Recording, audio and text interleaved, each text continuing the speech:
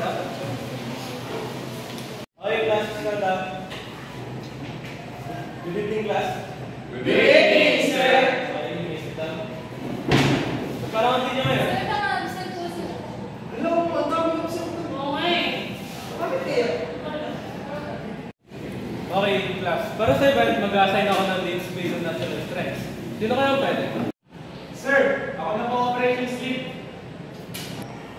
Okay, good. Jorlans, operation leads ka.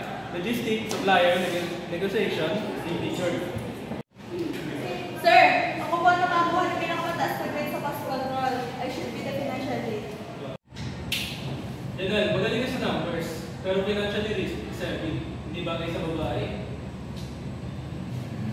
Tristan! Sir!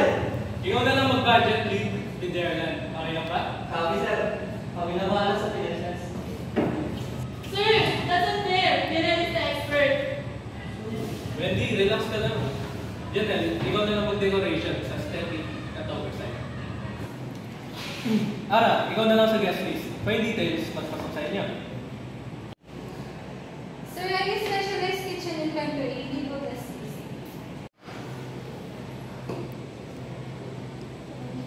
Iyan, konting flexibility lang. Mas madali sa inyo.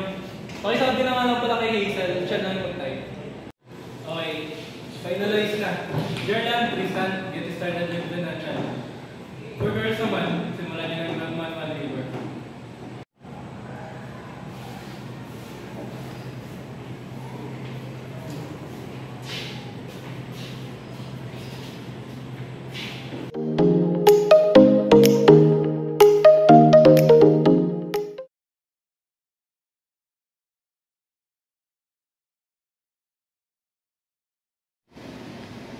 Ginagawa ko pa rin yun. Akala ko ba layout lang? I'm not doing layout. I'm just fixing the financial visibility report. Walang contingency budget sa template ni sir.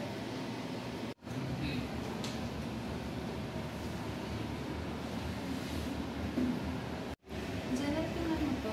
Ang proposal ni Tristan ay 400 pesos per head lang ang food cost. Imposible yan. Huh? 400 pesos per head? This birthday na for a month. Saan naman namin ako ngayon?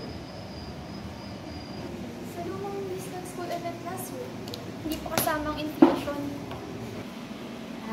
Magkano ang price difference sa suppliers today? More than 20% on difference.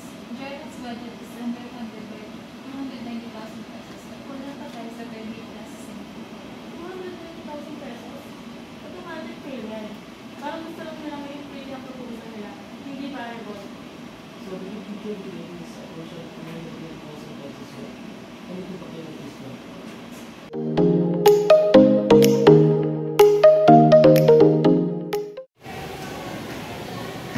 Tristan, tapos na. Wow! Ganda ng mga best. Bilis ng buwan. Nice na din. Journal 3. Critical errors proposal. Using a contingency fund section. Via capital. Contingency? Hindi natin kailangan ng extra money. Overthinking lang yun yan eh. Ano kailangan ng tips? Kung sa pasok dito. Kailangan, Jordan! Ano ba dito ang proposal eh? Ano nangyari? Sabi na sa vision niya. Sir, Clarence budget. Dito financially feasible. Ha? Nasaan siya? Tristan, ikaw ang budget lead. What's the problem? Sir, may bagong cost conversion dito. Mas mataas ang total cost. Yan na yung ginawa mo. Determining authority. Sino puto sa ito? Jordan, busy ka sa big picture. Your budget is bankrupt na event. I replaced the Salva report to the feasible one. Hindi ka lang 20% by syntax regarding sa official supply. Hindi ito practical. Kami gumawa ng data. Actually po yung surveys. But that wasn't authorized. Is it? Feasible? Yes, sir. And this is the only version magpapanalo sa atin.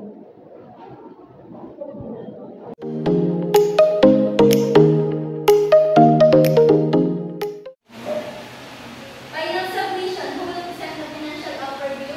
Principal, ako po ang operation lead. I will, Principal Joe Pilin. Ang proposal na ito ay sinulat may critical flow dahil hindi nila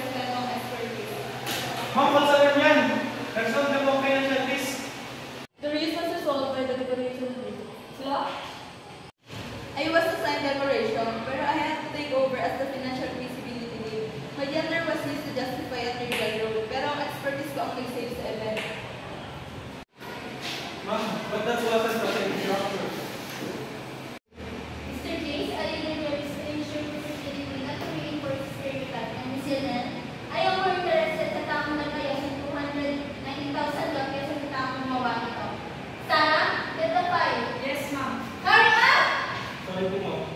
This is the file, ma'am. Grabe na, smart tayo sa sarili natin project. Sinabi ko naman na masyadong bigay